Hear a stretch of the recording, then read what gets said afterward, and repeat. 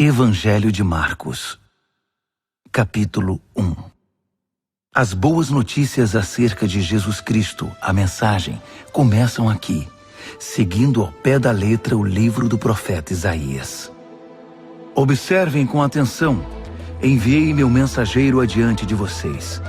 Ele preparará a estrada para vocês. Trovão no deserto, preparem-se para a chegada de Deus. Tornem o caminho plano e reto. João o Batista apareceu no deserto pregando um batismo de mudança de vida que leva ao perdão dos pecados. As pessoas se atropelavam para ir a ele, desde a Judéia e Jerusalém, e enquanto confessavam seus pecados, eram batizadas por ele no Rio Jordão, como sinal de uma vida transformada. João vestia uma túnica de pelo de camelo, amarrada à cintura por um cinto de couro. Alimentava-se de gafanhotos e mel silvestre. Sua pregação era esta: o mais importante está por vir. O protagonista deste drama, perante o qual sou um simples figurante, mudará a vida de vocês. Eu os batizo aqui no rio, mudando a velha vida de vocês pela vida no reino. O batismo dele, com o Espírito Santo, irá mudá-los de dentro para fora. Nessa época, Jesus de Nazaré apareceu na Galileia e foi batizado por João no Jordão. Assim que saiu da água, Jesus viu o céu aberto e o Espírito de Deus, à semelhança de uma pomba, descendo sobre ele. Com a visão do Espírito, ouviu-se uma voz: Você é o meu filho, escolhido e marcado pelo meu amor, a alegria da minha vida. Imediatamente o Espírito guiou Jesus ao deserto. Durante 40 dias e noites, ele foi testado por Satanás. Animais selvagens eram sua companhia e os anjos tomavam conta dele. Depois que João foi preso, Jesus mudou-se para a Galileia e ali pregava: O tempo é agora. O reino de Deus está aqui. Mudem de vida e creiam na mensagem. Caminhando pela praia do mar da Galileia, Jesus avistou Simão e seu irmão André pescando com redes. Era nisso que trabalhavam. Jesus convidou-os: Venham comigo. Vou fazer de vocês um novo tipo de pescadores. Vou mostrar como pescar pessoas em vez de peixes. Sem fazer uma pergunta, eles simplesmente largaram as redes e foram com ele. Alguns metros adiante, perto da praia, ele viu os irmãos Tiago e João, filhos de Zebedeu, que estavam no barco consertando as redes. Jesus fez aos dois a mesma proposta. Imediatamente, eles deixaram seu pai, Zebedeu, o barco e os empregados e o acompanharam. Eles entraram em Cafarnaum. Quando o sábado chegou, Jesus foi logo para a sinagoga e passou o dia lá ensinando. O povo ficou admirado com seu ensino objetivo e confiante, sem os sofismas e excitações usados pelos líderes religiosos. De repente, estando ele ainda na sinagoga, a reunião foi interrompida por um homem extremamente perturbado, que gritava: O que você veio fazer aqui conosco, Jesus? Sei o que você veio fazer aqui, Nazareno. Você é o Santo de Deus e veio aqui para nos destruir. Jesus ordenou: Quieto, saia dele. O espírito perturbador agitou o homem, protestou em voz alta e saiu. Os ouvintes, impressionados, cochichavam entre si: O que está acontecendo aqui? Um novo ensinamento com demonstração prática? Ele consegue calar espíritos demoníacos imundos e ainda os expulsa. A notícia correu rapidamente e todos na Galileia ficaram sabendo do incidente.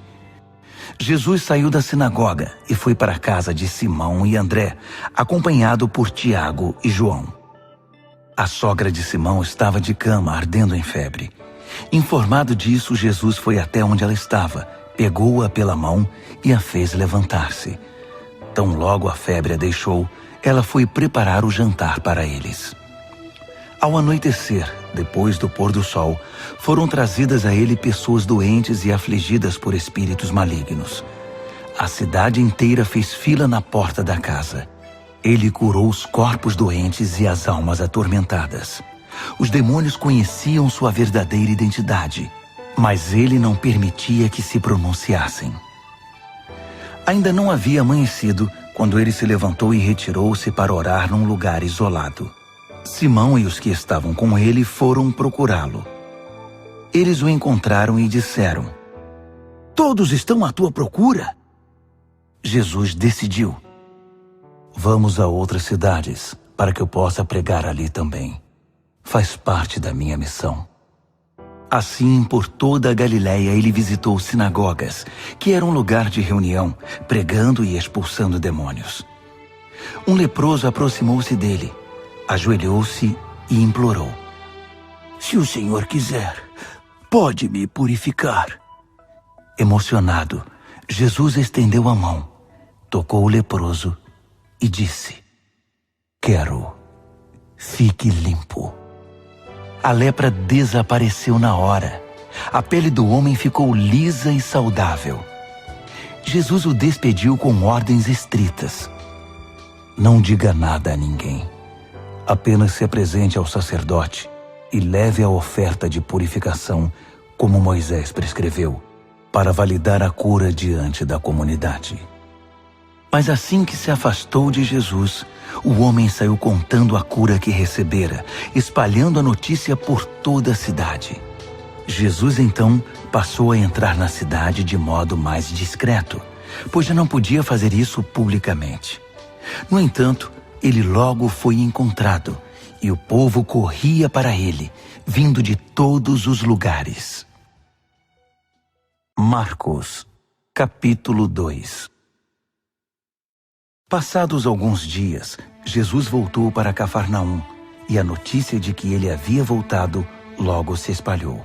Uma multidão se formou, bloqueando a entrada da casa, de modo que ninguém podia entrar ou sair.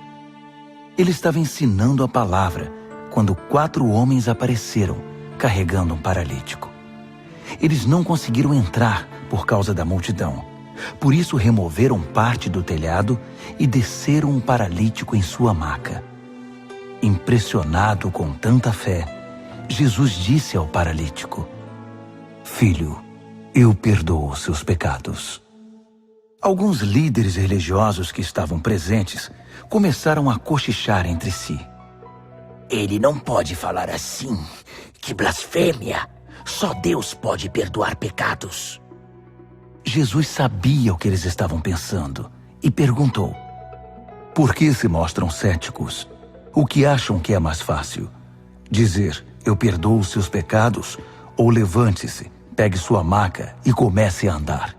Pois bem, para que fique claro que sou o Filho do Homem e estou autorizado a fazer uma coisa e outra, voltou-se para o paralítico e ordenou: Levante-se, pegue sua maca e vá para casa.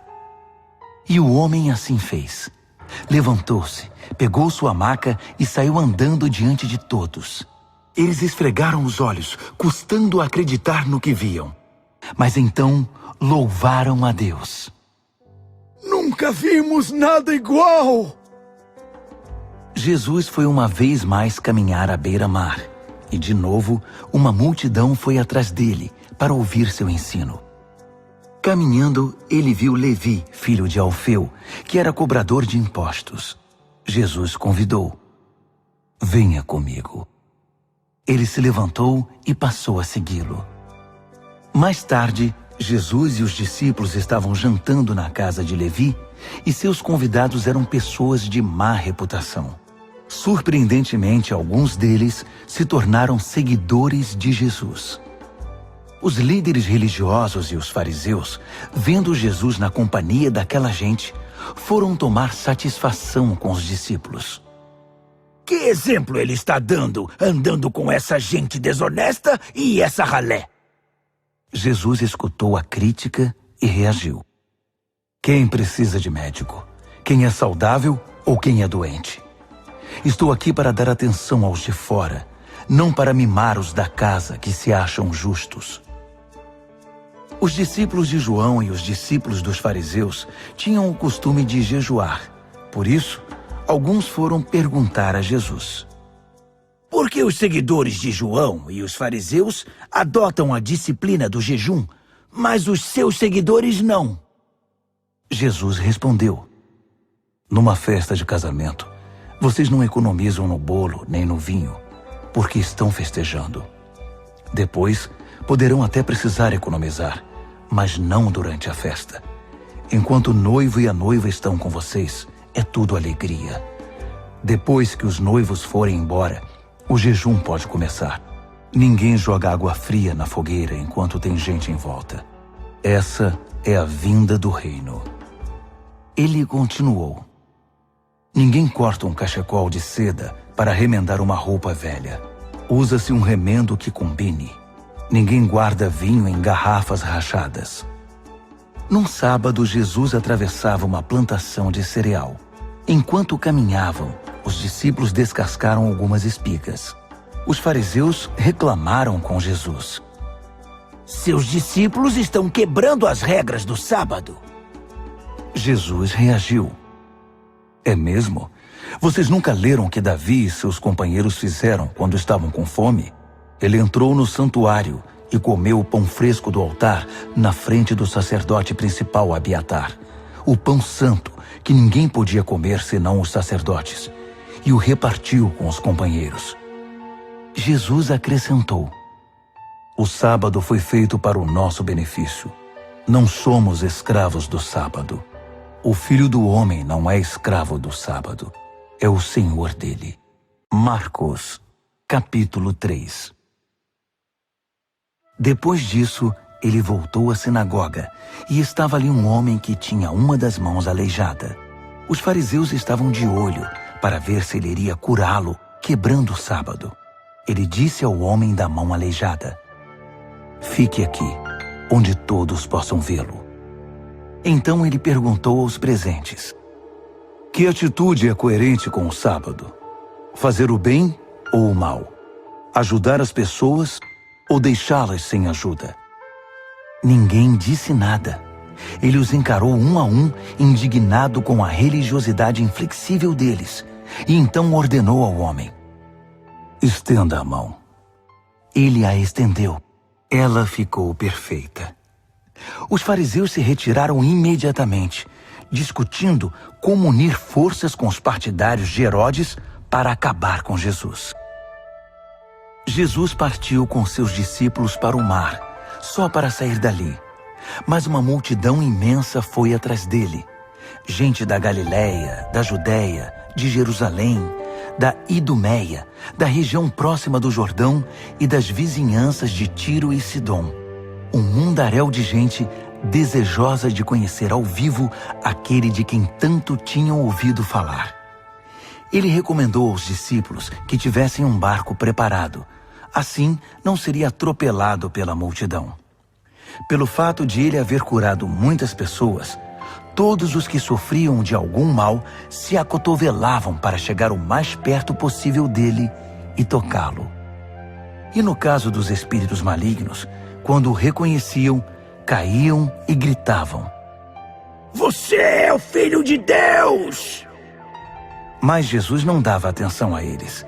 Fazia-os calar, proibindo-os de dizer em público quem ele era.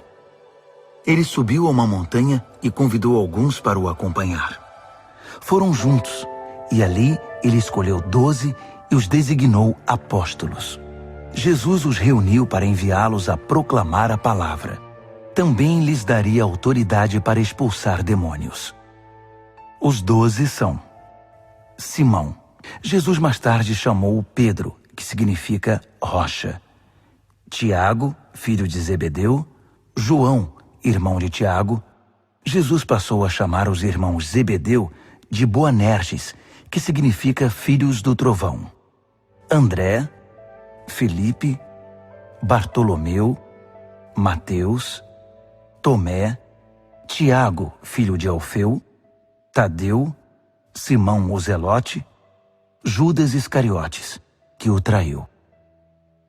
Jesus foi para casa e, como sempre, uma multidão se formou em volta. Era tanta gente pedindo ajuda que ele não tinha tempo nem para comer. Alguns parentes, informados da situação, foram tirá-lo de lá, até pela força, se necessário. Eles suspeitavam que Jesus estava perdendo o juízo. Os líderes religiosos de Jerusalém espalharam o boato de que ele estava praticando magia negra, fazendo truques diabólicos para impressionar o povo, mostrando poder espiritual. Jesus contestou a calúnia. Faz sentido um demônio lutar contra outro demônio? Satanás expulsaria o próprio Satanás? Uma família que vive brigando se desintegrará. Se Satanás expulsa Satanás, não irá se destruir? Acham que é possível, em plena luz do dia, entrar na casa de um homem forte e acordado e roubar seus bens sem amarrá-lo primeiro? Amarrem-no e então poderão roubá-lo. Faço aqui uma advertência. Não há nada dito ou feito que não possa ser perdoado. Mas se vocês persistirem nas calúnias contra o Espírito Santo de Deus, estarão deliberadamente rejeitando aquele que perdoa, rompendo relações com aquele que os sustenta. Ele fez essa advertência porque era acusado por eles de ter ligação com o maligno. Naquele momento, sua mãe e seus irmãos apareceram. Estando do lado de fora, mandaram um recado, dizendo que queriam falar com ele. Ele estava cercado pela multidão quando recebeu o recado. Sua mãe e seus irmãos estão lá fora à sua procura. Jesus respondeu: Quem vocês acham que são minha mãe e meus irmãos? Olhando ao redor para cada um dos que estavam sentados à sua volta, ele declarou: Estão bem aqui na frente de vocês. Esses são minha mãe e meus irmãos. Mais vale a obediência que laços de sangue. Quem faz a vontade de Deus é meu irmão, irmã e mãe. Marcos, capítulo 4. Ele voltou a ensinar à beira da praia. A multidão que se formou em torno dele era tão grande que ele entrou num barco perto da praia e assentou-se. Jesus usou o barco como púlpito, enquanto o povo se acotovelava perto da água. Ele ensinava por meio de histórias, muitas histórias. Ouçam, o que vocês acham? Um agricultor estava semeando. Enquanto fazia seu trabalho, algumas sementes caíram pelo caminho e aves as comeram. Outras caíram no meio dos pedregulhos. Brotaram rapidamente, mas não aprofundaram raízes. Com o calor do sol, secaram tão rapidamente quanto haviam brotado. Outras ainda caíram no meio das ervas daninhas. As sementes chegaram a brotar, mas foram sufocadas. Nenhuma sobreviveu. Por fim, algumas, porém, caíram em boa terra e floresceram, produzindo uma colheita que superou todas as expectativas. Vocês estão entendendo? Quando eles ficaram sozinhos, os que eram mais chegados a ele, além dos 12, pediram que ele explicasse a história. Ele disse: Vocês têm o privilégio de conhecer melhor o reino de Deus. Conhecem as suas verdades. Mas para aqueles que ainda não podem ver, tudo é dito por meio de histórias, a fim de guiá-los a discernimentos mais profundos. Essas pessoas são assim. Seus olhos estão abertos, mas não veem nada. Seus ouvidos estão abertos, mas não entendem uma palavra. Recusam-se a voltar-se para Deus para receber perdão. Ele continuou: Entenderam o objetivo da história? Todas as minhas histórias têm o mesmo propósito. O agricultor planta a palavra. Alguns são como a semente que cai à beira do caminho. Assim que ouvem a palavra, Satanás arranca o que foi plantado neles. Outros são como a semente que cai no meio dos pedregulhos. Ouvem a palavra e a recebem com grande entusiasmo. Mas assim como a palavra não cria raízes, a emoção passa ou surge alguma dificuldade, não sobra nada. A semente lançada no meio das ervas daninhas é aquele que ouve a mensagem do reino, mas é vencido pela preocupação, e pela ilusão de manter o que tem e de ganhar mais. A mensagem é sufocada e não sobra nada. A semente lançada na terra boa é a pessoa que ouve a palavra e a abraça, e a colheita supera todas as expectativas. Jesus continuou: alguém compra uma lâmpada para pôr debaixo do tanque ou debaixo da cama? O que se faz não é colocá-la numa prateleira? Nós não estamos guardando segredos, nós os estamos revelando. Não estamos escondendo nada, mas tornando público. Vocês estão entendendo? Ouçam bem o que estou dizendo. Fiquem atentos quando algum espertalhão ensinar que vocês podem vencer na vida por vocês mesmos. Dar é o caminho, não ganhar. Generosidade produz generosidade. A avareza empobrece. Então Jesus disse: o reino de Deus é como sementes lançadas num campo por um homem. Ele vai dormir e se esquece do que fez. A semente brota e cresce, mas ele nem imagina como isso ocorre. A terra dá conta de tudo, sem a ajuda dele. Primeiro o caule, depois a espiga e por fim o grão. Quando o grão está maduro, ele o colhe. É o tempo da colheita. Como podemos descrever o reino de Deus? Que ilustração podemos usar? É como a semente de mostarda. É uma das menores sementes, mas uma vez plantada, germina e cresce tanto que os pássaros fazem ninhos em seus ramos e abrigam-se à sua sombra. Com outras histórias semelhantes, ele apresentava sua mensagem ao povo, aplicando as histórias à experiência e compreensão deles. Ele sempre contava uma história. Quando estava sozinho com seus discípulos, explicava tudo, desfazendo o emaranhado. Todos os nós eram desatados. Naquele dia, ao cair da tarde, ele decidiu: vamos para o outro lado do mar. Eles entraram no barco em que ele estava. Outros barcos foram atrás deles. De repente, uma tempestade violenta os envolveu. As ondas invadiam a embarcação, ameaçando afundá-la, enquanto Jesus, com a cabeça sobre um travesseiro, dormia na popa do barco. Os discípulos o acordaram, implorando: mestre, não vais fazer nada! Nós vamos morrer! Jesus acordou e ordenou ao vento que se acalmasse. Ele disse ao mar: quieto, sossegue. O vento virou brisa e o mar ficou em plena calmaria. Jesus repreendeu os discípulos: por que tanto medo? Vocês não têm fé? Eles estavam apavorados e confusos. Afinal, quem é este homem? Se perguntavam. Até o vento e o mar se acalmam quando ele ordena. Marcos, capítulo 5. Eles chegaram ao outro lado do mar, na terra dos Gerazenos. Assim que Jesus saiu do barco, um louco, vítima de demônios, saiu do cemitério e correu para ele. O homem vivia no meio das sepulturas. Ninguém conseguia prendê-lo. Era impossível acorrentá-lo ou amarrá-lo. Ele fora amarrado muitas vezes com cordas e correntes, mas quebrava as correntes e arrebentava as cordas. Ninguém era forte o bastante para subjugá-lo.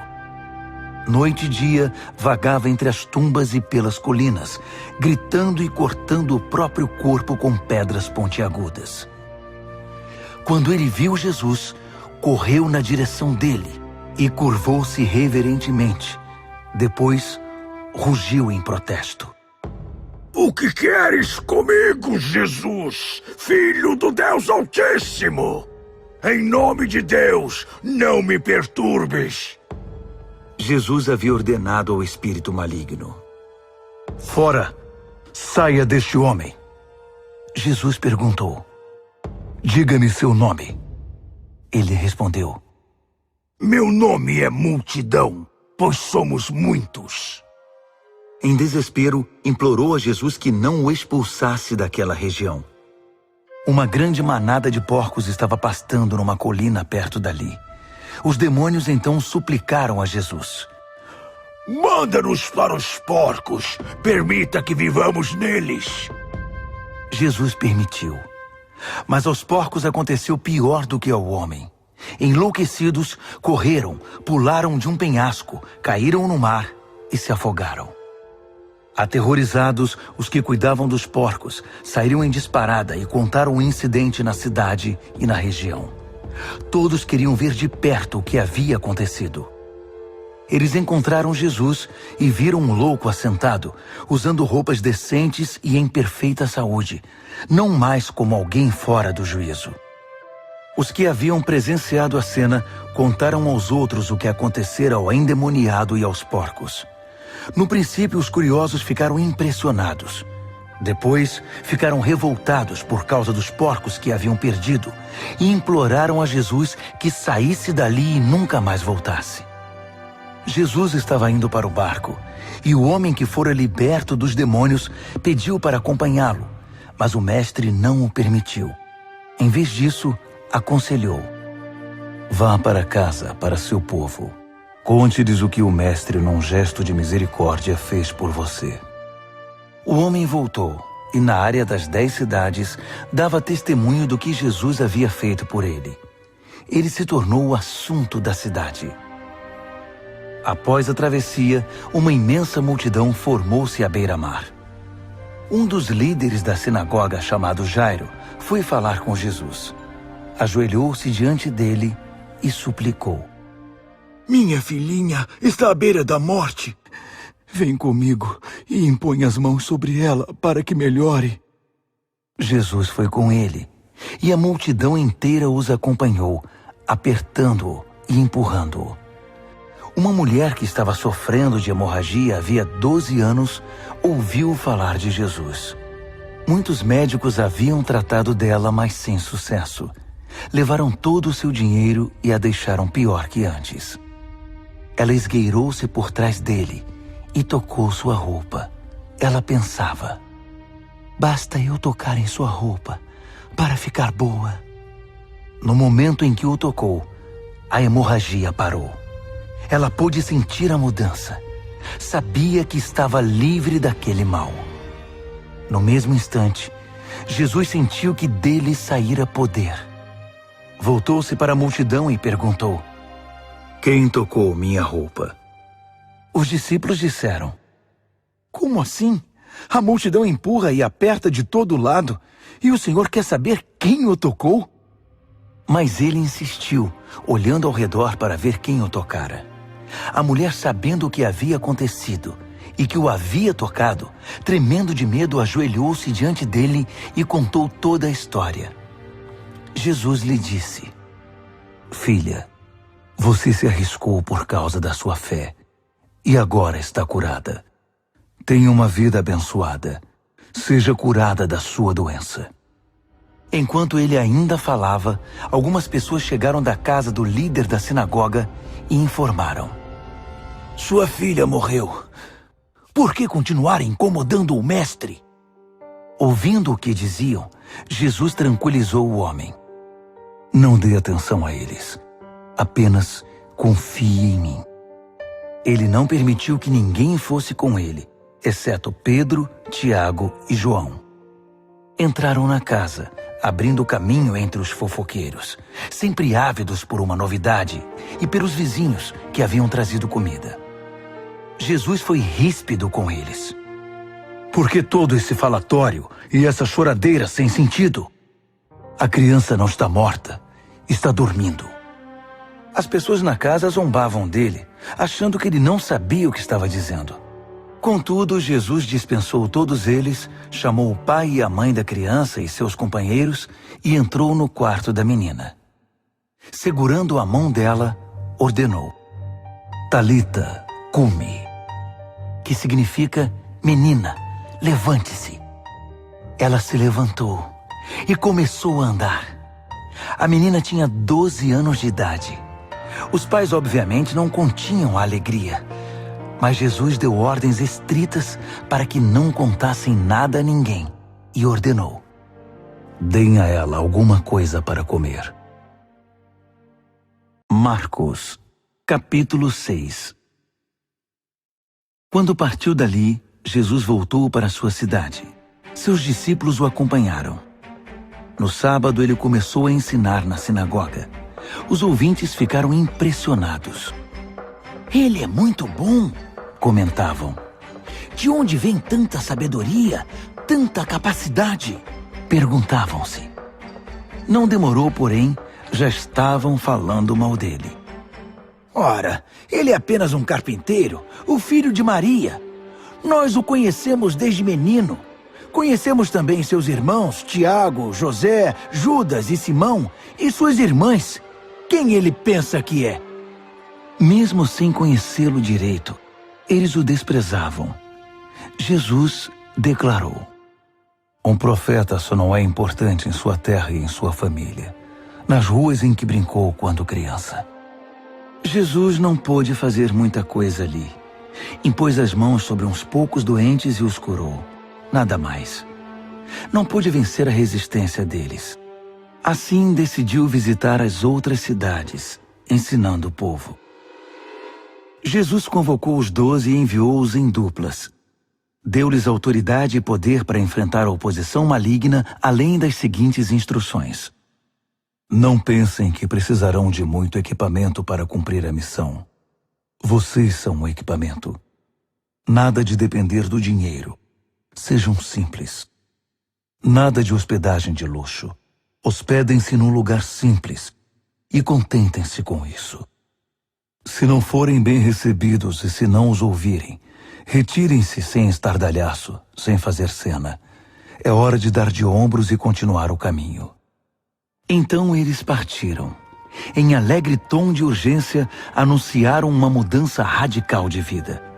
Por onde passaram, expulsaram demônios e levaram saúde aos doentes, ungindo o corpo e curando a alma. Herodes tinha conhecimento de tudo isso, porque o nome de Jesus estava na boca de todo mundo. O rei dizia: esse deve ser João o Batista, que voltou dos mortos. Por isso é capaz de fazer milagres. Outros discordavam. Não, é Elias. Outros ainda opinavam. É um profeta, exatamente como os profetas dos tempos antigos. Herodes, porém, insistia. Tenho certeza de que é João. Eu o decapitei e agora ele está de volta, vivo. Esse Herodes foi aquele que mandara que João fosse preso e acorrentado por causa de Herodias, mulher de seu irmão Filipe. Pois João havia irritado Herodes por denunciar o adultério do rei. Fervendo de raiva, ela queria matá-lo, mas não ousou fazê-lo porque Herodes respeitava João. Convencido de que ele era um homem santo, o rei dispensava-lhe um tratamento especial. Sempre que o ouvia, sentia-se culpado. Mesmo assim, apreciava a palavra de João. Entretanto, chegou um dia especial, o aniversário de Herodes. Ele convidou toda a elite da Galileia, toda a nobreza. A filha de Herodias entrou no salão do banquete e dançou para os convidados. Ela encantou Herodes e todos os convidados.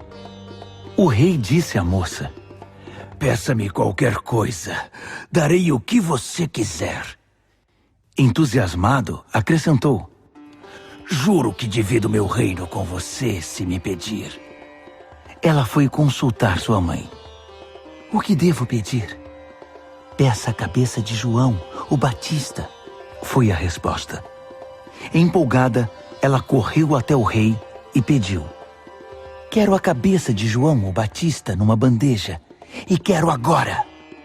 O pedido deixou o rei abalado, mas para não perder o prestígio diante dos convidados, concedeu o que ela desejava. Ordenou que o carrasco fosse à prisão e trouxesse a cabeça de João. Ele cortou a cabeça de João e trouxe-a numa bandeja. Entregou-a à moça, que a levou para sua mãe. Quando os discípulos de João souberam do fato, foram buscar o corpo e lhe deram um sepultamento digno. Os apóstolos voltaram de sua missão e relataram a Jesus tudo o que haviam feito e ensinado. Jesus disse: venham, vamos parar e descansar um pouco. Era tanta gente indo e vindo que eles não tinham tempo nem para comer. Eles entraram no barco e foram para um lugar mais tranquilo. Entretanto, alguém os viu partindo, e a notícia se espalhou. Muita gente saiu correndo das cidades vizinhas e chegou ao lugar de destino antes deles. Quando Jesus saiu do barco, uma multidão imensa o aguardava. Ao ver todo aquele povo, ele ficou comovido. Afinal, eram como ovelhas sem pastor. Ele imediatamente pôs-se a ensiná-los. Já no cair da tarde, os discípulos viram que Jesus estava se alongando e o interromperam. Estamos no meio do nada e está ficando tarde. Despede o povo para que eles saiam e consigam o que comer nas redondezas. Jesus respondeu: vocês vão dar comida a eles. Eles perguntaram: é sério? Mesmo que gastemos uma fortuna? Mas ele não estava brincando. Quantos pães vocês têm? Verifiquem. Não demorou para saberem. 5 pães e 2 peixes, informaram. Jesus mandou que todos se assentassem em grupos de 50 ou de 100 na grama verde. Ele tomou os 5 pães e os 2 peixes, olhou para o céu, orou, abençoou o pão, partiu-o e entregou tudo aos discípulos, que por sua vez o repartiram com o povo. Ele fez o mesmo com o peixe. Todos comeram e ficaram satisfeitos. Os discípulos recolheram 12 cestos de sobras, e os que participaram da refeição foram cerca de 5.000. Terminada a refeição, Jesus insistiu em que os discípulos entrassem no barco e fossem para Betsaida, enquanto ele despedia o povo. Em seguida, ele subiu a uma montanha para orar. Tarde da noite, o barco já estava longe, e Jesus ainda estava em terra. Ele podia ver a dificuldade de seus companheiros com os remos, pois o vento estava contra o barco. Por volta das 4 horas da madrugada, Jesus foi na direção deles, andando sobre o mar. E quando se aproximou e eles o viram, pensaram que fosse um fantasma e gritaram apavorados. Jesus tratou de tranquilizá-los. Calma, sou eu. Não tenham medo. Assim que ele entrou no barco, o vento cessou. Eles ficaram perplexos, coçando a cabeça e tentando entender tudo o que havia acontecido. Não haviam entendido o que ele fizera na hora da refeição. Estavam com o coração endurecido. Concluíram a travessia, ancoraram o barco em Genezaré e lá o deixaram. Assim que pisaram em terra, a notícia rapidamente se espalhou. O povo correu até onde eles estavam, trazendo doentes em macas. Para onde quer que ele fosse, aldeia, cidade ou rota de comércio, os doentes eram levados até um local público. Eles imploravam que Jesus lhes permitisse tocar pelo menos na orla de sua roupa. E todos que a tocavam eram curados. Marcos, capítulo 7. Os fariseus e alguns líderes religiosos, vindos de Jerusalém, reuniram-se à volta dele para reclamar que os discípulos dele eram negligentes com as purificações rituais antes das refeições. Os fariseus e judeus em geral jamais participariam de uma refeição sem primeiro proceder ao ritual da lavagem das mãos, principalmente se tivessem chegado da feira, para não mencionar como limpavam canecas, panelas e outras vasilhas. Os fariseus e os líderes religiosos perguntaram: por que seus discípulos desrespeitam as leis, fazendo as refeições sem lavar as mãos? Jesus reagiu: Isaías estava certo a respeito de enganadores como vocês. Ele acertou em cheio. Esse povo faz um grande show, dizendo as coisas certas, mas o coração deles não está nem aí para o que dizem. Fazem de conta que me adoram, mas é tudo encenação. Eles me usam apenas como desculpa para ensinar o que se adapta ao seu gosto, alterando o mandamento de Deus e sempre adotando modismos. Ele continuou: que conveniente, não? Vocês se livram do mandamento de Deus para seguir os modismos religiosos sem serem incomodados. Moisés disse claramente: respeitem seu pai e sua mãe. Disse também: Quem desrespeitar o pai ou a mãe será morto.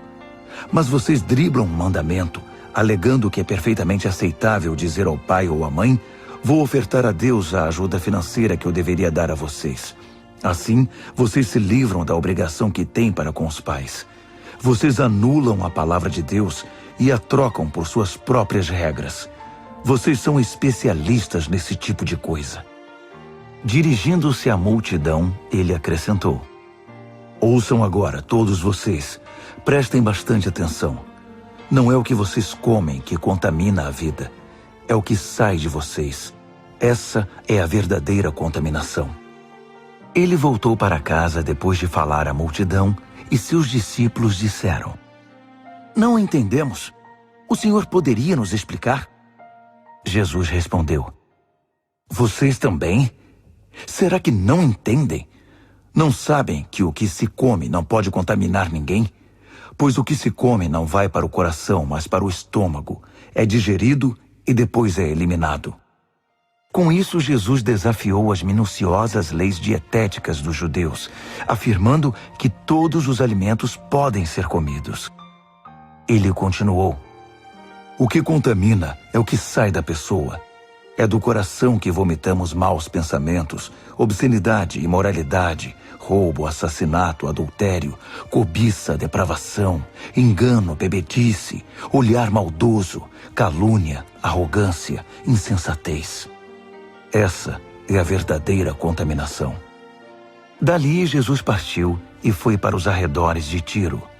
Entrou numa casa para não ser encontrado, mas a notícia de sua chegada se espalhou.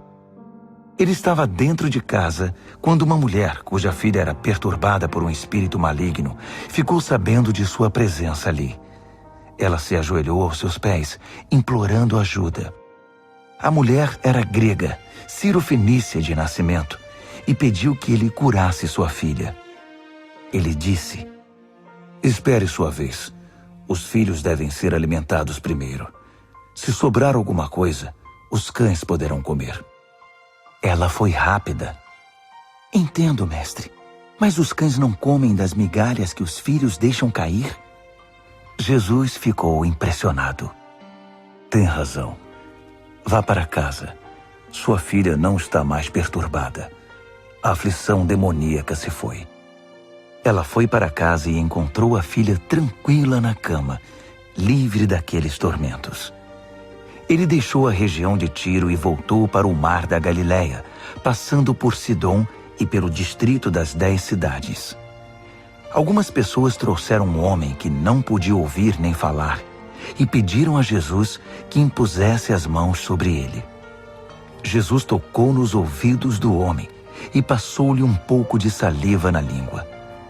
Então orou, suspirou profundamente e ordenou: Efatá, abra-se. E assim aconteceu. O homem ouvia e falava perfeitamente. Jesus ordenou que mantivessem o fato em segredo, mas eles, entusiasmados, não paravam de falar no assunto. Diziam: ele faz tudo muito bem. Faz até o surdo ouvir e o mudo falar. Marcos, capítulo 8. Foi na mesma ocasião que Jesus outra vez se viu diante de uma multidão faminta. Ele chamou seus discípulos e disse: Estou com o coração partido por causa desta gente. Há 3 dias estão comigo e não tenho o que comer. Não posso mandá-los embora com fome. Vão acabar desmaiando no caminho. Alguns vieram de muito longe. Os discípulos perguntaram: Mas onde vamos encontrar comida suficiente para todos neste lugar deserto? Jesus perguntou: Quantos pães vocês têm? 7 pães, informaram. Jesus então mandou que o povo se assentasse. Depois de ter dado graças, tomou os 7 pães, partiu-os e entregou-os aos discípulos para que os repartissem com o povo. Havia também alguns peixes. Ele abençoou os peixes e ordenou aos discípulos que os repartissem de igual modo. Todos comeram à vontade, e foram necessários 7 grandes cestos para recolher as sobras. E os que participaram da refeição foram cerca de 4.000. Depois de despedir a multidão, Jesus entrou no barco com os discípulos e foram para Dalmanuta.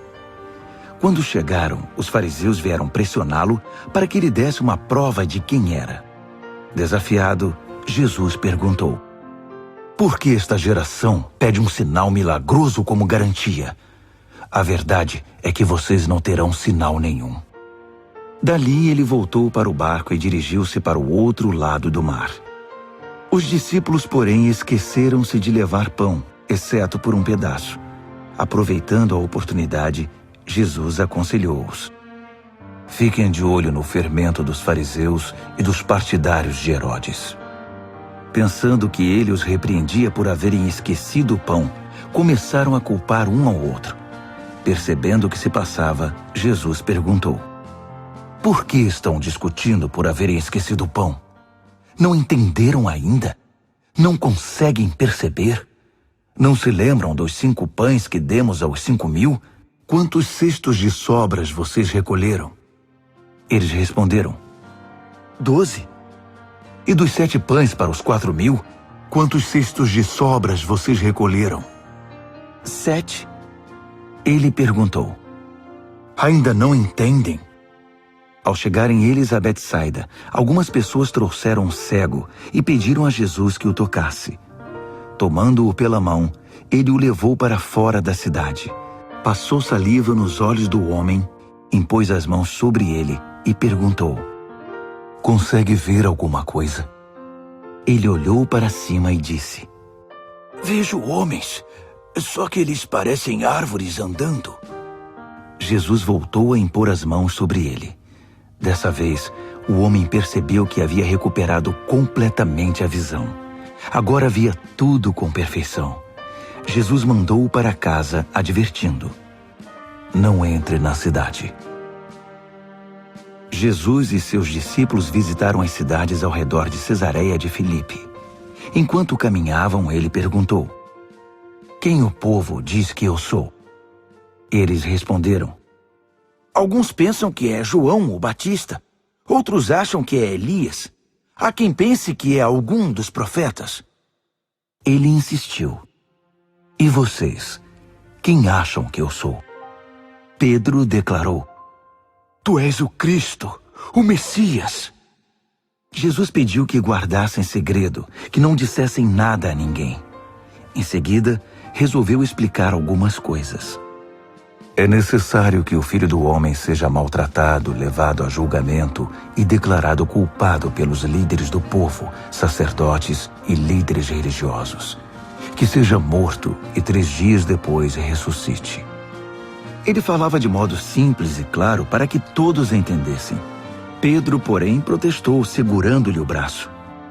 Vendo que os discípulos hesitavam em aceitar os fatos, Jesus repreendeu Pedro.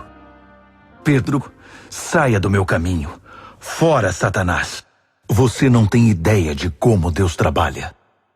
Reunindo uma multidão e seus discípulos, Jesus disse: quem quiser seguir-me, tem de aceitar minha liderança.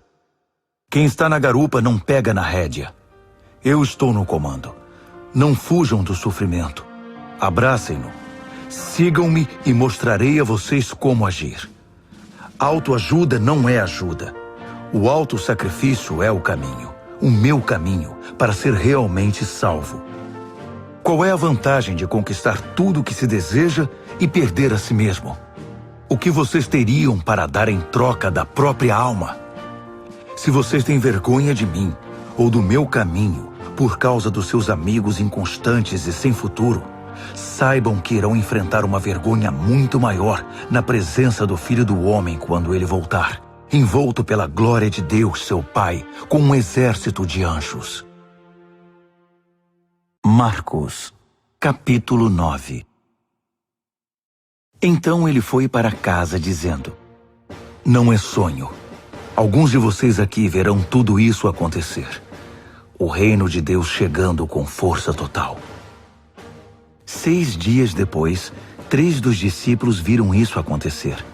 Jesus levou Pedro, Tiago e João a um alto monte. Ali sua aparência mudou diante deles. Suas roupas brilhavam intensamente, de uma brancura tal que ninguém seria capaz de produzir. De repente, eles perceberam que Elias e Moisés estavam ali também, conversando com Jesus. Então Pedro interrompeu a conversa. Rabi, que grande momento! Que tal se construíssemos 3 memoriais na montanha? Um para o Senhor, um para Moisés e um para Elias. Ele falava sem pensar, apavorado e maravilhado com o que via. Naquele instante, uma nuvem brilhante os envolveu, e da nuvem ouviu-se uma voz. Este é meu filho, marcado pelo meu amor. Ouçam-no. No minuto seguinte, os discípulos olharam ao redor, esfregando os olhos.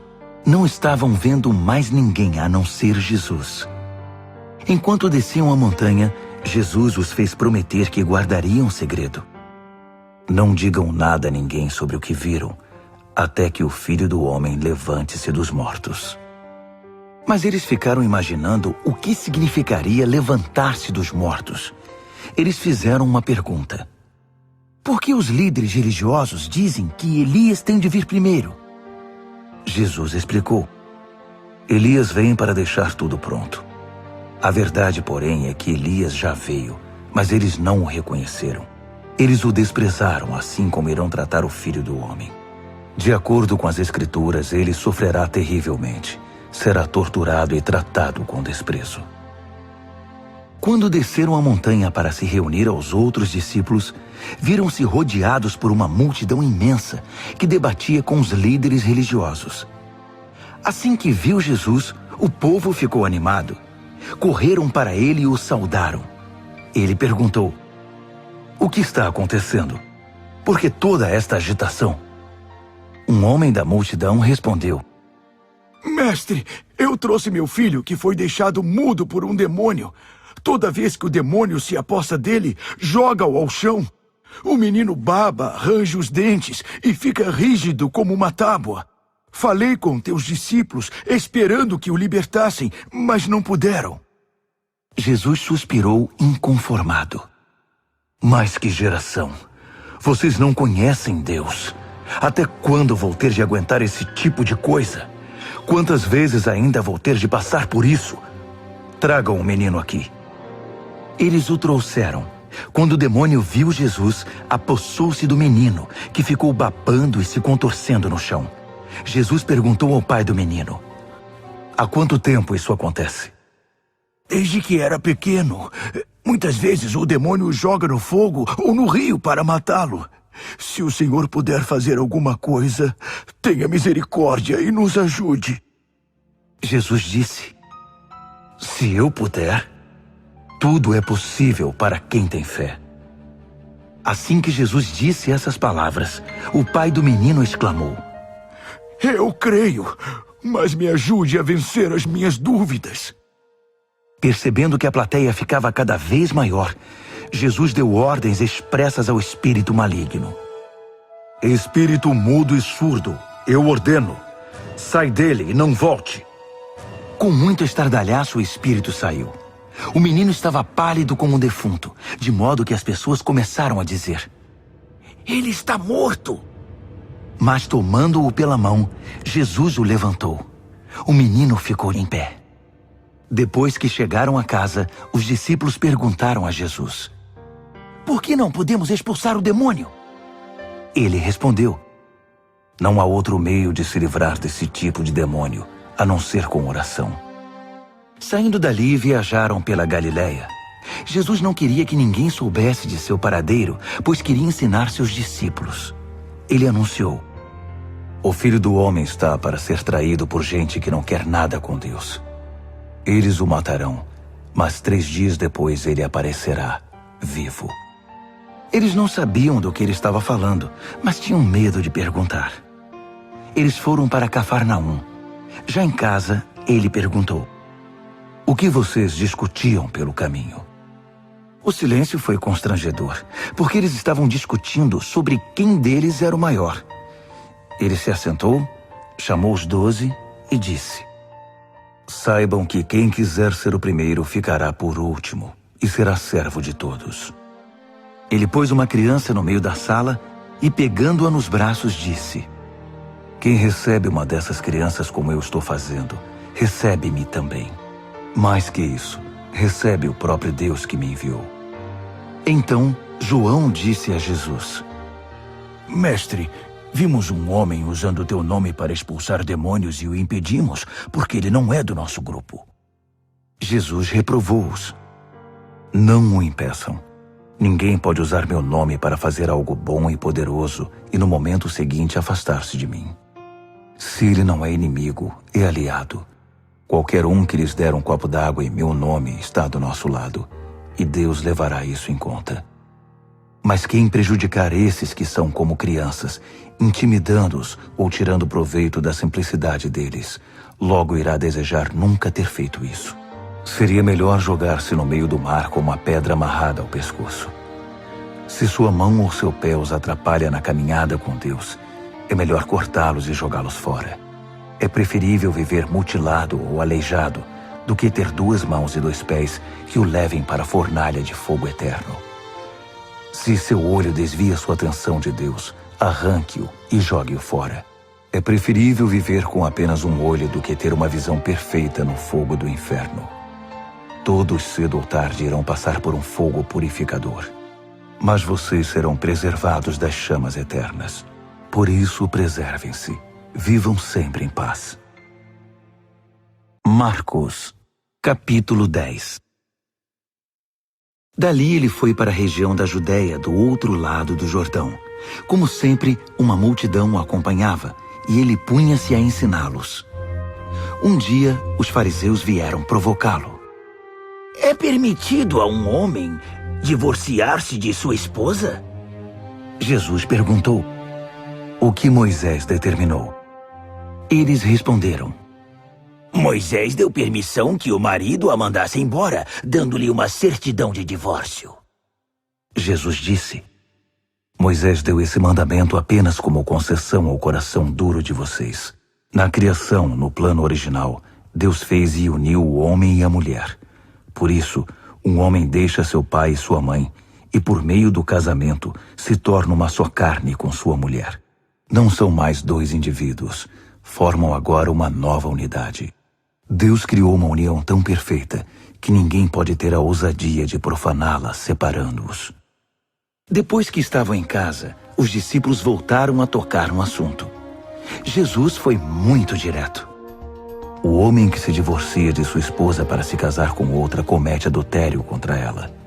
A mulher que se divorcia do marido para se casar com outro comete adultério também. Alguns estavam trazendo crianças a Jesus, na esperança de que ele as abençoasse. Mas os discípulos deram uma bronca nessa gente. Jesus não escondeu a irritação.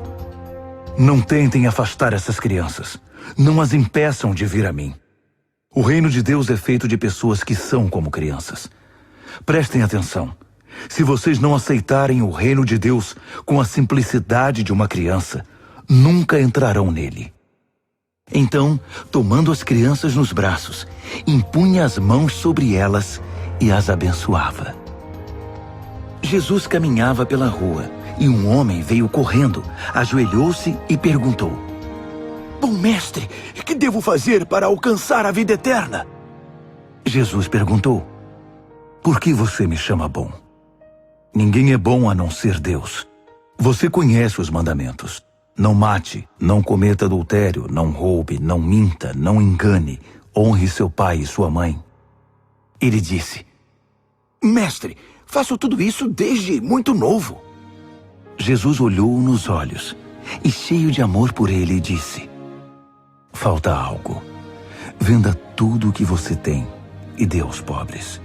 Toda a sua riqueza então estará no céu. Depois venha me seguir. Foi um choque. Aquela era a última coisa que ele esperava ouvir. Assim, abatido, ele se foi. Sendo muito apegado aos seus bens, não queria abrir mão de tudo. Enquanto observava, Jesus disse aos seus discípulos: Vocês fazem ideia de como é difícil para os ricos entrar no reino de Deus? Os discípulos foram pegos de surpresa, mas Jesus continuou: Vocês não imaginam como é difícil. É mais fácil um camelo passar pelo fundo de uma agulha.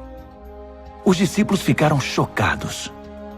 Se é assim, quem tem chance? Perguntaram.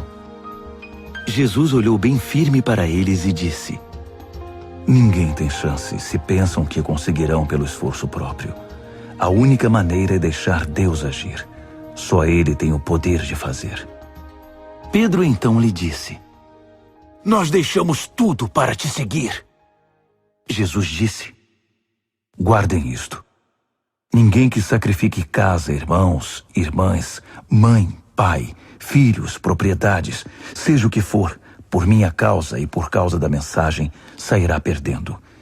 Eles terão tudo de volta, multiplicado muitas vezes em casas, irmãos, irmãs, mães, filhos e propriedades, mas também em problemas. Terão ainda o prêmio da vida eterna. Aí está de novo a grande inversão. Muitos primeiros serão últimos, e muitos últimos primeiros. De volta à estrada, eles foram para Jerusalém. Jesus ia adiante, e eles o seguiam, confusos e um pouco amedrontados. Ele chamou os 12 e disse: Ouçam-me com atenção. Estamos a caminho de Jerusalém. Quando chegarmos lá, o Filho do Homem será entregue aos mestres da lei e aos líderes religiosos. Eles irão condená-lo à morte. Eles o entregarão aos romanos, que irão zombar dele, cuspir nele, torturá-lo e matá-lo. Mas depois de 3 dias, ele se levantará vivo. Tiago e João, filhos de Zebedeu, foram falar com Jesus. Mestre, queremos que o Senhor faça algo por nós. Verei se posso fazer. Eles pediram: Permite que tenhamos os lugares de maior honra na tua glória, um à tua direita e outro à esquerda. Jesus disse: Vocês não fazem ideia do que estão pedindo. Vocês são capazes de beber do cálice que estou para beber e de receber o batismo que estou para receber? Sem dúvida, disseram eles. Por que não? Jesus disse: Pensem nisto. Vocês vão mesmo beber o cálice que eu bebo e ser batizados com o meu batismo. Mas quanto aos lugares de honra, não é comigo. Isso já está decidido. Os outros 10 ouviram a conversa e ficaram indignados com Tiago e João. Então Jesus os reuniu para consertar a situação.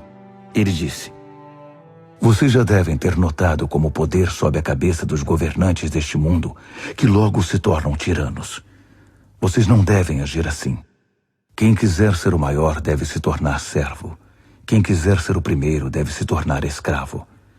É o que o Filho do Homem faz. Ele veio para servir, não para ser servido, e para dar a própria vida para salvar muita gente. Depois de passarem algum tempo em Jericó, Jesus saiu da cidade, seguido pelos discípulos e por uma multidão.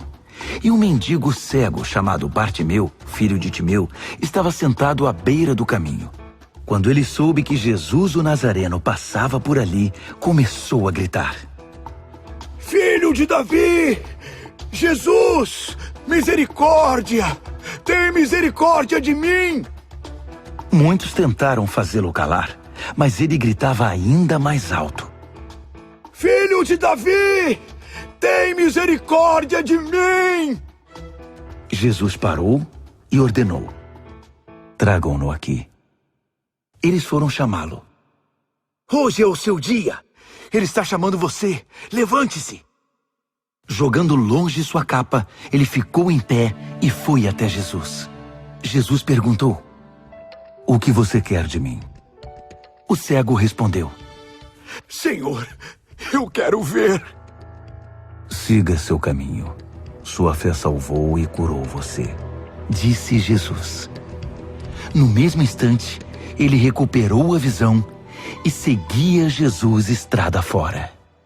Marcos, capítulo 11. Quando se aproximaram de Jerusalém, à altura de Betfagé e Betânia, perto do Monte das Oliveiras, Jesus enviou 2 discípulos com estas instruções: Vão à aldeia que está adiante. Ali encontrarão um jumentinho amarrado. Ele nunca foi montado. Desamarrem-no e tragam-no aqui. Se alguém perguntar o que vocês estão fazendo, digam: o Senhor precisa dele, mas vai devolvê-lo. Eles foram e encontraram um jumentinho numa rua, amarrado a um portão. Eles o desamarraram, mas alguns dos que estavam ali perguntaram: por que estão desamarrando o jumentinho? Os discípulos responderam exatamente como Jesus os instruíra, e não foram mais incomodados. Assim, levaram o jumentinho e puseram suas capas sobre ele, e Jesus o montou. Muitos estendiam seus mantos pela estrada, dando a Jesus uma recepção de rei. Alguns lançavam seus mantos na rua, outros espalhavam ramos que haviam cortado nos campos. Havia muita gente por todo lado gritando: Hosana! Bendito é o que vem em nome de Deus! Bendito o reino do nosso pai Davi que está chegando! Hosana nos altos céus! Ele entrou em Jerusalém e foi para o templo.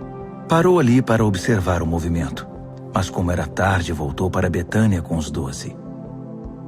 No dia seguinte, depois que saíram de Betânia, ele sentiu fome. No caminho avistou uma frondosa figueira. Aproximou-se dela para encontrar figos, mas não achou nada além de folhas. Não era a época de figos. Ele disse à árvore: nunca mais alguém comerá dos seus frutos. E os discípulos ouviram. Chegando a Jerusalém, entraram no templo, e Jesus começou a expulsar todos os que faziam comércio ali. Ele derrubou as mesas dos agiotas e as bancas dos vendedores de pombas.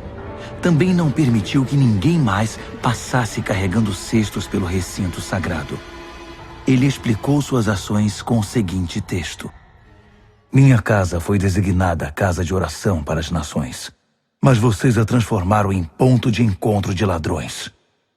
Ao tomar conhecimento desses fatos, os principais sacerdotes e os líderes religiosos decidiram que era a hora de se livrar dele. Estavam em pânico, porque o povo se mostrava encantado com os seus ensinamentos. À noite, Jesus e seus discípulos deixaram a cidade. Pela manhã, andando pela estrada, eles viram a figueira. Estava seca até a raiz. Lembrando-se do que acontecera no dia anterior, Pedro disse: mestre, olha, a figueira que amaldiçoaste ficou seca. Jesus foi direto: assumam de fato o seu compromisso com Deus, e nada será difícil para vocês. Aquela montanha, por exemplo, basta ordenar sem dúvida ou hesitação: pule no mar, e ela obedecerá. Absolutamente tudo, do pedido menor ao maior, que vocês incluírem na oração, será atendido, se vocês de fato confiarem em Deus. E quando orarem, lembrem-se de que não se trata apenas de pedir. Se vocês têm algo contra alguém, perdoem. Só então o Pai Celestial de vocês perdoará os seus pecados. De volta a Jerusalém, eles caminhavam pelo templo. Então os principais sacerdotes, os líderes religiosos e os líderes do povo exigiram: mostre-nos suas credenciais. Quem deu a você autoridade para falar e agir desse modo? Jesus respondeu: primeiro respondam a uma pergunta. Se a responderem, também responderei a sua. No caso do batismo de João, quem o autorizou? Deus ou os homens? Digam-me. Eles ficaram numa situação difícil e sabiam disso. Confusos, cochichavam entre si: se dissermos Deus, ele vai perguntar por que não acreditamos nele. Se dissermos os homens, estamos em apuros, porque o povo tinha João na conta de profeta. Decidiram então dar a vitória a Jesus dessa vez. Não sabemos, responderam. Jesus concluiu: então também não vou responder a pergunta de vocês. Marcos, capítulo 12. Em seguida, Jesus começou a lhes contar algumas histórias. Um homem plantou uma vinha, cercou-a, fez um tanque de espremer uvas, construiu uma torre de vigilância, arrendou-a aos lavradores e saiu em viagem. Quando chegou a época da colheita, ele enviou um empregado para receber sua parte nos lucros. No entanto, os lavradores o agarraram, espancaram e mandaram embora de mãos vazias. Ele mandou outro empregado que também foi agredido e humilhado. Depois enviou outro, que foi assassinado. O mesmo aconteceu com muitos outros. Uns foram agredidos, outros assassinados. Restava apenas um que podia ser enviado, seu filho amado. Já quase sem esperanças, decidiu enviar o próprio filho, pensando: meu filho eles vão respeitar. Mas os lavradores perceberam a oportunidade. Esfregaram as mãos cheios de cobiça e disseram: esse é o herdeiro. Vamos matá-lo e ficar com a vinha. Então o agarraram e mataram, e depois jogaram o corpo fora da vinha. O que vocês acham que o proprietário da vinha irá fazer? Isso mesmo. Vai se livrar dessa gente. Depois arrendará a vinha a outros. E vocês podem confirmar nas Escrituras. A pedra que os pedreiros rejeitaram é agora a principal. Isso é obra de Deus. Nós esfregamos os olhos, custando a crer nisso. Percebendo que o recado era para eles, os líderes religiosos quiseram prendê-lo na hora. Mas como estavam receosos da opinião pública, acharam melhor recuar. Por isso saíram dali tão rápido quanto puderam. Os mesmos líderes enviaram alguns fariseus e partidários de Herodes, certos de que iriam incriminá-lo. Eles disseram: Mestre, conhecemos a sua integridade. Sabemos que o senhor não se importa com a opinião popular, não explora seus discípulos e ensina o caminho de Deus com muito zelo. Diga-nos com toda a honestidade, é correto pagar impostos a César? Jesus percebeu de imediato a malandragem e disse: qual a razão desse joguinho? Por que tentam me pegar com essas armadilhas? Vocês têm uma moeda? Deixe-me vê-la. Eles lhe entregaram uma moeda. Quem é este que aparece na moeda? Que nome está gravado nela? César, disseram. Jesus concluiu: deem a César o que lhe pertence, e deem a Deus o que lhe é devido. Eles ficaram de boca aberta, sem saber o que responder. Alguns saduceus, o grupo que nega a ressurreição, perguntaram a Jesus: Mestre, Moisés escreveu que se um homem morre sem filhos, o irmão dele é obrigado a se casar com a viúva e ter filhos com ela. Pois bem, havia 7 irmãos. O primeiro casou-se e morreu sem filhos. O segundo casou-se com a viúva. Ele morreu, mas também não teve filhos. O mesmo aconteceu com o terceiro. De fato, os 7 se casaram com ela, mas nada de filhos. Por fim, a mulher morreu. A pergunta é esta: na ressurreição, de quem ela será esposa? Afinal, ela foi casada com cada um deles.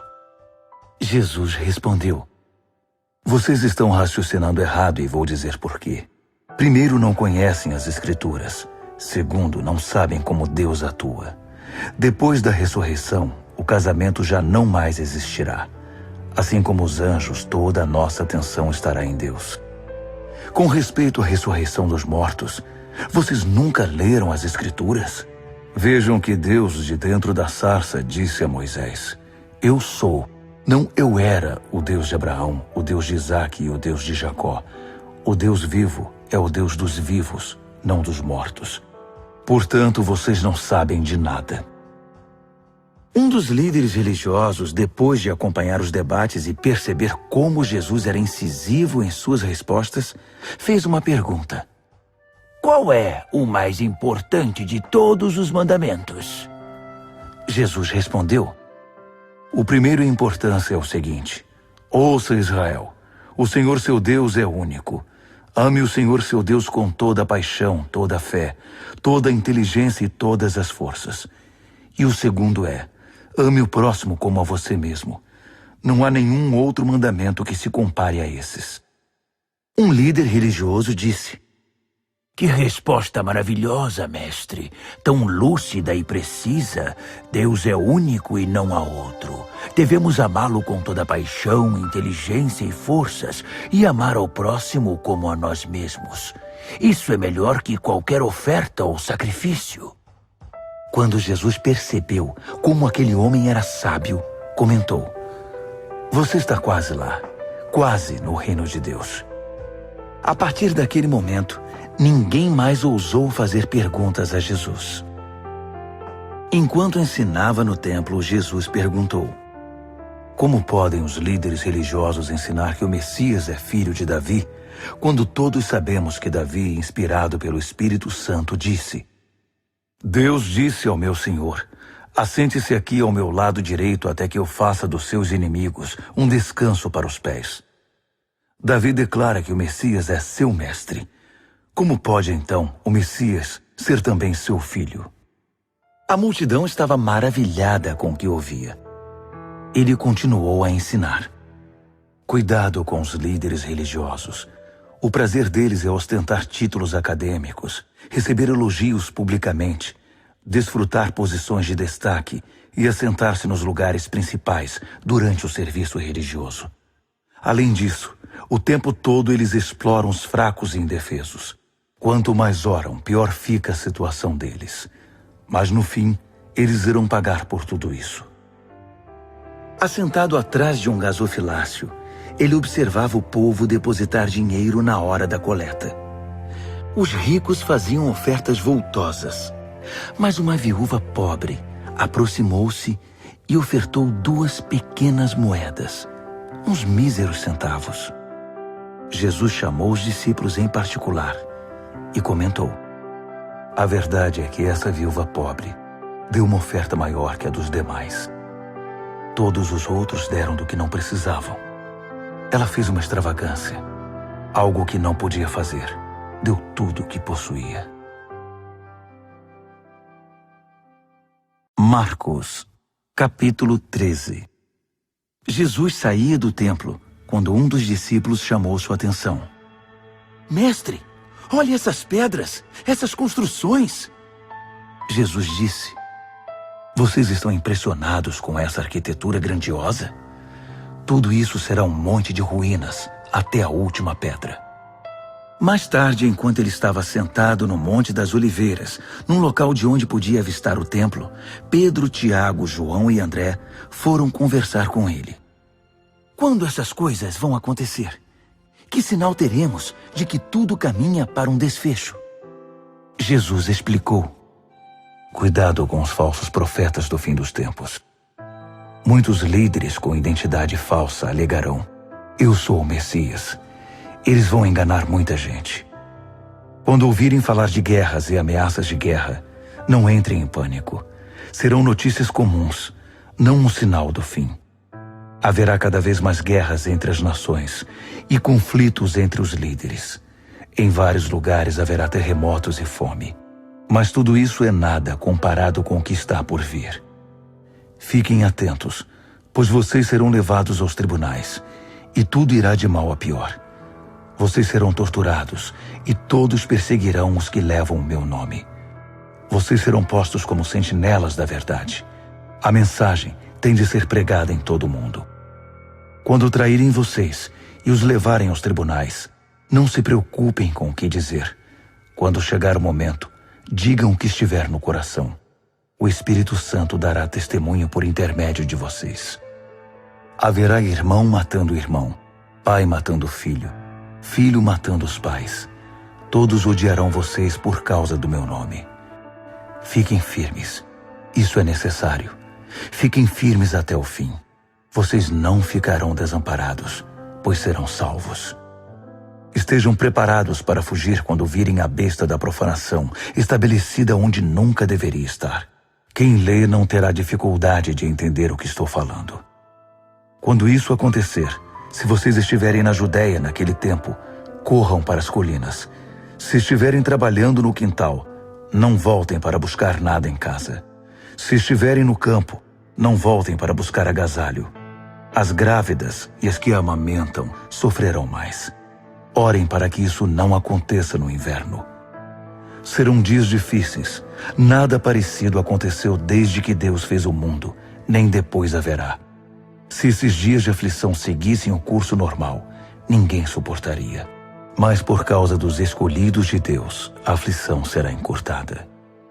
Se alguém anunciar, aqui está o Messias, ou apontar, lá está ele, não caiam nessa.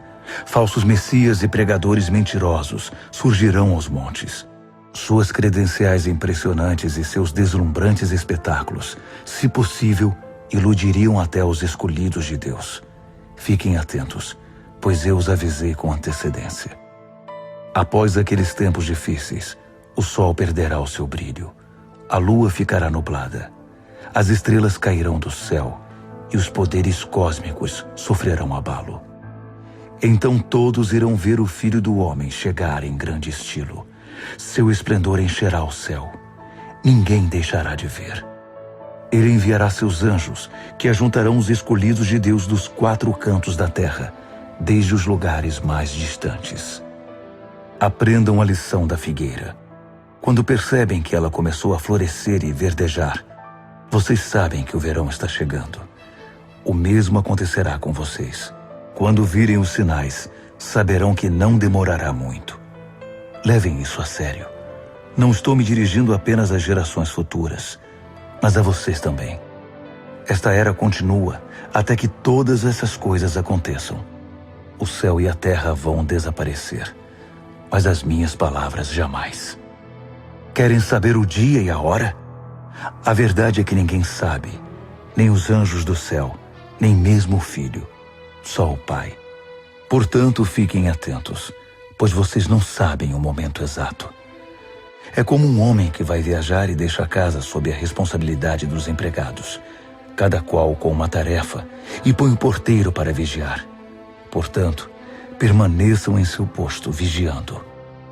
Vocês não sabem a que horas o dono da casa vai voltar. De noite, à meia-noite, ao cantar do galo ou pela manhã. Vocês não vão querer que ele apareça sem aviso e os encontre dormindo no posto. Por isso reforço a advertência. Permaneçam em seus postos. Vigiem. Marcos, capítulo 14. Dali a 2 dias começaria a festa da Páscoa, com 8 dias de duração, e a festa dos pães sem fermento. Os principais sacerdotes e líderes religiosos estavam procurando um modo de prender Jesus e matá-lo. Eles concordaram em que não deveriam fazer isso durante a semana da Páscoa. Não queremos iniciar uma guerra, disseram. Jesus estava em Betânia como convidado de Simão, o leproso. Enquanto jantava, uma mulher apareceu com um frasco de perfume muito caro.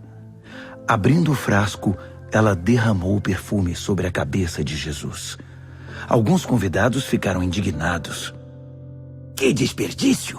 Esse perfume poderia ser vendido pelo valor do salário de 1 ano e o dinheiro distribuído entre os pobres. Eles fuzilavam a mulher com os olhos.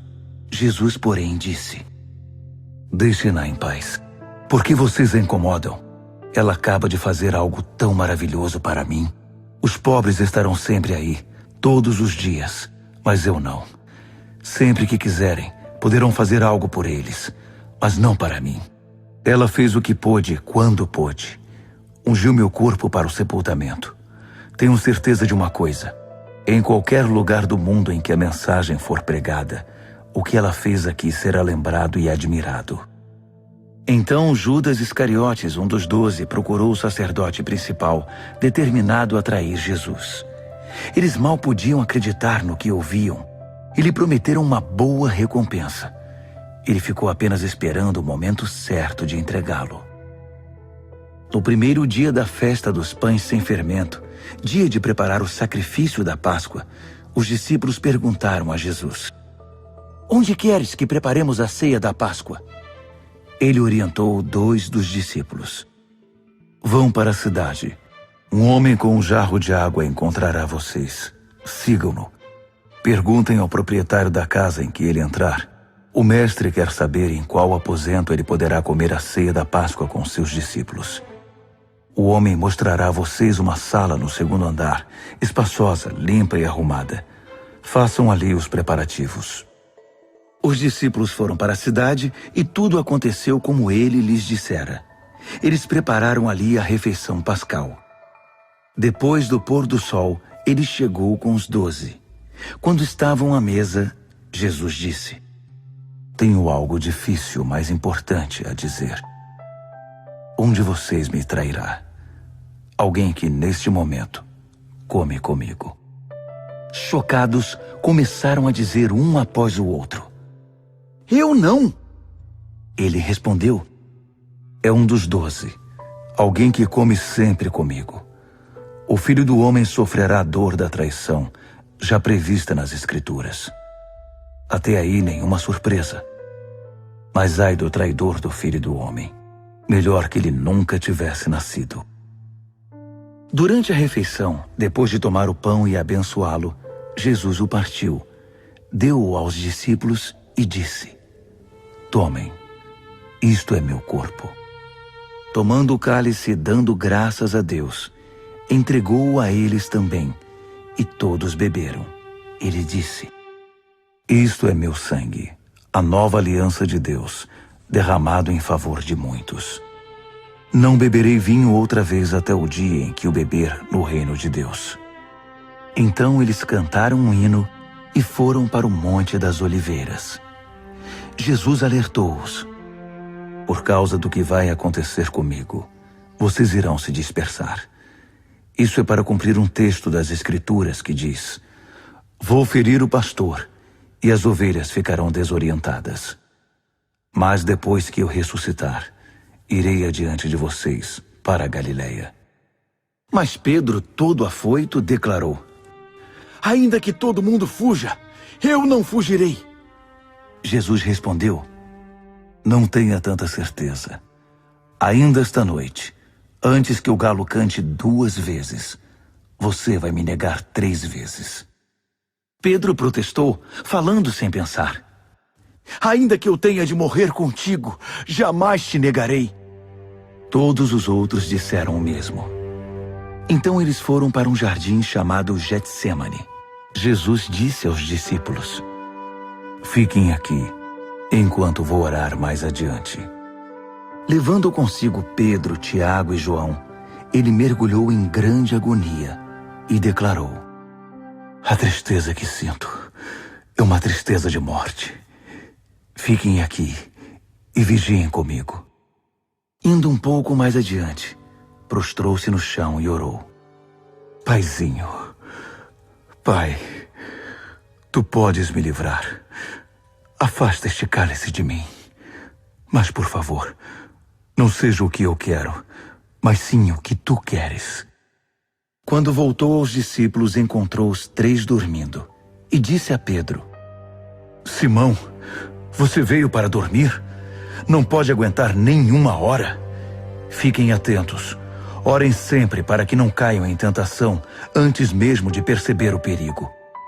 Uma parte de você está disposta a fazer qualquer coisa por Deus, mas a outra parte simplesmente não reage. Depois disso, voltou ao seu lugar e fez a mesma oração.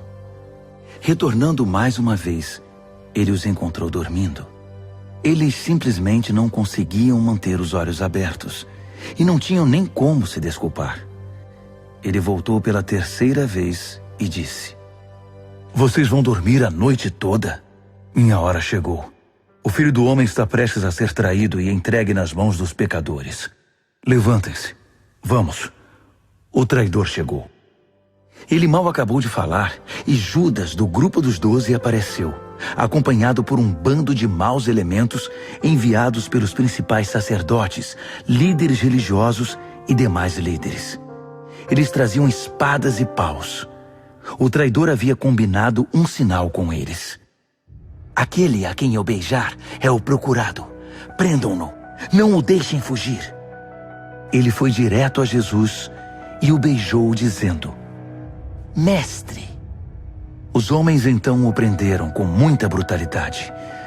Mas um dos que estavam com Jesus desembainhou a espada e atacou o servo do sacerdote principal, cortando-lhe a orelha. Mas Jesus reagiu. O que é isto? Vieram me buscar com espadas e paus, como se eu fosse um bandido perigoso? Dia após dia estive ensinando no templo, e vocês nunca moveram um dedo contra mim. Vocês acabam de confirmar os escritos proféticos. Nessa hora, todos os discípulos já haviam fugido. Um jovem seguia o grupo de longe. Tudo que ele trazia sobre o corpo era um lençol. Alguns daqueles homens tentaram agarrá-lo, mas ele escapou. Fugiu nu, deixando o lençol para trás. O grupo que prendeu Jesus levou-o ao sacerdote principal, que estava reunido com os principais sacerdotes, líderes do povo e líderes religiosos. Pedro os seguira a uma distância segura. Quando chegaram ao pátio do sacerdote principal, ele se misturou com os servos e foi se aquecer perto da fogueira. Os principais sacerdotes, conspirando com o concílio judaico, tentavam achar acusações contra Jesus para condená-lo à morte. Não encontraram nada. Muitos davam falso testemunho, mas um depoimento contradizia o outro. Alguns homens apareceram com esta história. Nós o ouvimos dizer: vou derrubar o templo, construído com tanto esforço, e em 3 dias construirei outro, sem ao menos erguer a mão. Mesmo assim, não havia plena concordância entre os relatos.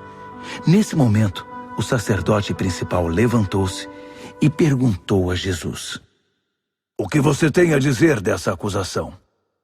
Jesus não deu resposta. O sacerdote principal insistiu, mudando a pergunta. Você é o Messias, o Filho do Deus bendito? Jesus foi direto. Sim, eu sou, e você mesmo verá. O Filho do Homem assentado à direita do Todo-Poderoso, vindo nas nuvens do céu. Nessa hora, o sacerdote principal perdeu a compostura. Rasgando a própria roupa, gritou: Ouviram isso? Acham que precisamos de mais testemunhas? Vocês testemunharam a blasfêmia! Vão deixar que isso fique assim? Por unanimidade, eles o condenaram, e foi sentença de morte. Alguns começaram a cuspir nele. Vendaram-lhe os olhos e batiam nele, provocando. Quem bateu em você? Profetize! Os guardas levaram-no dali, sem interromper o espancamento. Enquanto isso, Pedro estava no pátio. E aconteceu que uma das empregadas do sacerdote principal, vendo Pedro se aquecer ali, olhou para ele e disse: Você estava com Jesus, o Nazareno? Mas ele negou. Não sei do que você está falando. Quando ele passou pelo pórtico, um galo cantou. A moça apontava para ele e dizia aos que estavam por ali: Ele é um deles, tenho certeza. E Pedro negou mais uma vez. Pouco depois, as pessoas ali começaram a insistir. Você tem de ser um deles. Está na cara que você é Galileu. Então Pedro ficou muito nervoso e jurou: Nunca vi esse homem de quem vocês estão falando. Na mesma hora, o galo cantou pela segunda vez. Pedro lembrou-se do que Jesus dissera: Antes que o galo cante 2 vezes, você vai me negar 3 vezes. Sem se conter, desabou a chorar.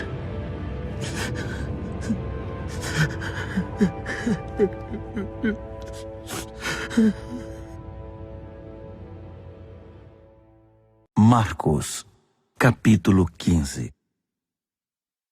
À primeira luz do dia, os principais sacerdotes, os mestres da lei e os líderes religiosos convocaram uma sessão com todo o concílio judaico. Eles amarraram Jesus com cuidado e foram levá-lo a Pilatos. Pilatos perguntou: Você é o rei dos judeus? Jesus respondeu: Se você diz. Os principais sacerdotes derramaram diante do governador um dilúvio de acusações. Pilatos insistiu: Você não vai responder nada? São muitas acusações. Mesmo assim, ele ficou em silêncio. Pilatos ficou impressionado. Havia o costume de se libertar um prisioneiro na festa, qualquer um que o povo pedisse. Na ocasião, havia outro prisioneiro chamado Barrabás, preso com revoltosos que haviam cometido assassinato num levante contra Roma. A multidão logo iria apresentar seu pedido, e Pilatos se antecipou a eles. Vocês querem que eu liberte o rei dos judeus? O governador sabia que fora por pura inveja que os sacerdotes haviam entregado Jesus. No entanto, os principais sacerdotes haviam orientado a multidão para que pedissem a libertação de Barrabás. Mas Pilatos perguntou: Então, o que farei com este homem que vocês chamam rei dos judeus? Eles gritaram: Crucifique-o! Pilatos objetou. Mas por qual crime? Contudo, eles gritavam ainda mais alto: Crucifique-o! Pilatos atendeu ao pedido da multidão. Libertou Barrabás e entregou Jesus para ser açoitado e crucificado. Os soldados levaram Jesus ao palácio, chamado Pretório, e reuniram uma tropa inteira. Vestiram-no com um manto de púrpura e puseram uma coroa de espinhos na cabeça dele. Então, começou a zombaria. Viva o rei dos judeus! Eles lhe batiam na cabeça com um bastão, cuspiam nele e se ajoelhavam diante dele, como se o reverenciassem. Quando cansaram das chacotas, tiraram-lhe o manto de púrpura e o vestiram de novo com as suas roupas. Então o levaram para crucificá-lo. Um homem estava passando de volta do trabalho, Simão de Cirene, pai de Alexandre e Rufo. Eles o obrigaram a carregar a cruz de Jesus. Os soldados levaram Jesus ao Gólgota, que significa Colina da Caveira. Ofereceram-lhe vinho misturado com mirra para aliviar a dor, mas ele não aceitou. Então o pregaram na cruz. Depois fizeram um sorteio para ver quem ficaria com suas roupas. Jesus foi crucificado às 9 horas da manhã. A acusação, o rei dos judeus, foi escrita numa placa. Com ele crucificaram 2 criminosos, um à direita e outro à esquerda. Os que passavam caçoavam, sacudindo a cabeça e ironizando. Você alegou que poderia destruir o templo e reconstruí-lo em 3 dias? Mostre agora seu poder! Salve-se! Se você é mesmo o Filho de Deus, desça da cruz! Os principais sacerdotes e os líderes religiosos também estavam ali, misturados ao povo, divertindo-se e zombando de Jesus. Ele salvou os outros, mas não pode se salvar. Ele é mesmo o Messias, o rei de Israel? Então, desça da cruz e todos nós acreditaremos em você. Até os que estavam crucificados com ele participavam da zombaria. Então, do meio-dia às 3 da tarde, toda a terra ficou na escuridão. Cerca das 3 horas da tarde, Jesus gritou bem alto: Eloi, Eloi, lama sabachthani. Que quer dizer: meu Deus, por que me abandonaste? Alguns dos que viram aquilo o ouviram e disseram: Ele está chamando Elias. Um deles correu, pegou uma esponja mergulhada em vinagre e ergueu-a numa haste e deu-o de beber a Jesus e disse: Vamos ver se Elias vem para tirá-lo daí. E depois de um grito de dor, Jesus deu seu último suspiro. Naquele instante, a cortina do templo rasgou-se ao meio, de alto a baixo. Quando o capitão da guarda viu que Jesus já não respirava mais, exclamou: Ele era o Filho de Deus. Algumas mulheres observavam à distância. Entre elas Maria Madalena, Maria, mãe do jovem Tiago e de José, e Salomé. Quando Jesus estava na Galiléia, elas o seguiam e serviam e tinham vindo com ele para Jerusalém. Mais tarde, sendo o dia da preparação, isto é, a véspera do sábado, apareceu José de Arimateia, membro respeitado do concílio judaico.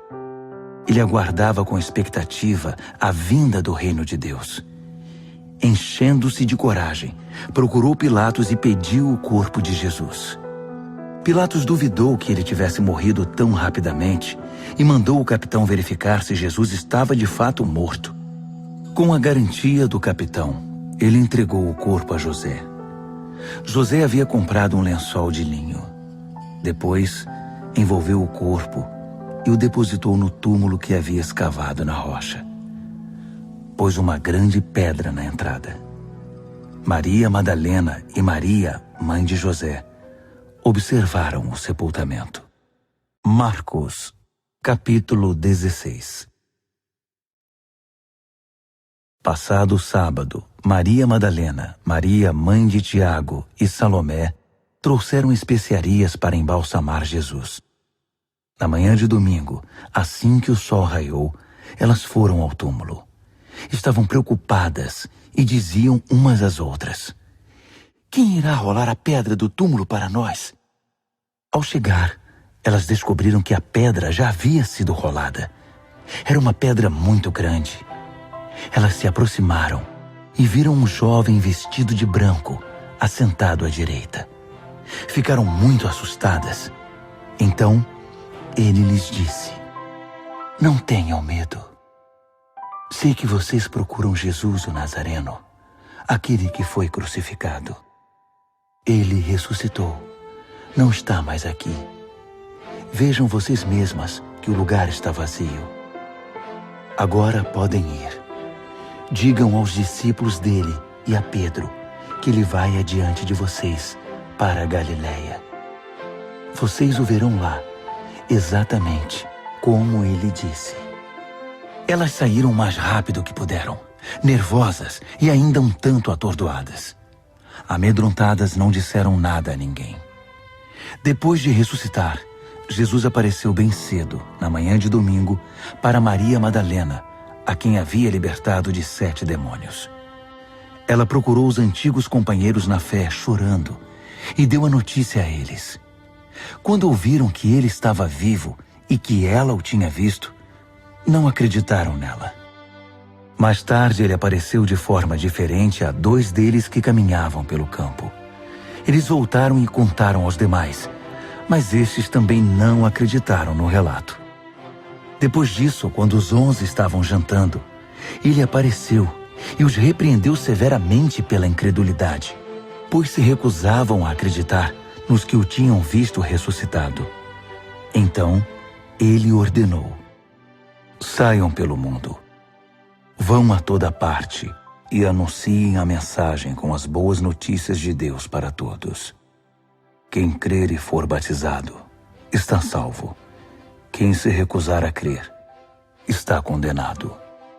Estes são alguns dos sinais que acompanharão os que crerem. Eles vão expulsar demônios em meu nome, falar em novas línguas, pegar em serpentes e até beber veneno sem que nada lhes aconteça. Também vão impor as mãos sobre os enfermos e curá-los." Então o Senhor Jesus, depois de orientá-los, foi elevado ao céu e assentou-se ao lado de Deus no lugar da mais alta honra. Os discípulos saíram por toda parte pregando. O Senhor trabalhava com eles, confirmando a mensagem com provas inquestionáveis.